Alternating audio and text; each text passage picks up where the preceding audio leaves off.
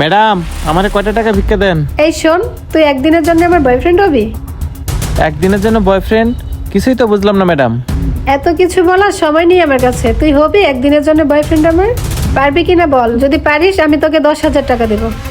আর যদি না পারিস বল, আশেপাশে অনেক ভিখারি আছে, আমি তাদেরকে খুঁজে নেব। কি বললেন ম্যাডাম?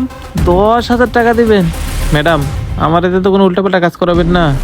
আরে না না, আমি তোকে দিয়ে কোনো উল্টাপাল্টা কাজ করাবো না। তুই শুধু একদিনের জন্য আমার বয়ফ্রেন্ড হবি। আরে ম্যাডাম এসব কি বলতেছে?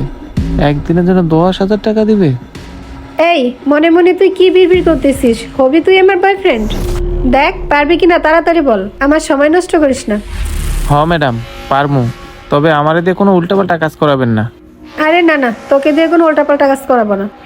আচ্ছা ঠিক আছে, বলুন কি করতে হবে। আচ্ছা তুই এখানে বস, আমি এখনই আসতেছি। বুঝলাম না, ম্যাডাম আমারে 10,000 টাকা দিবে?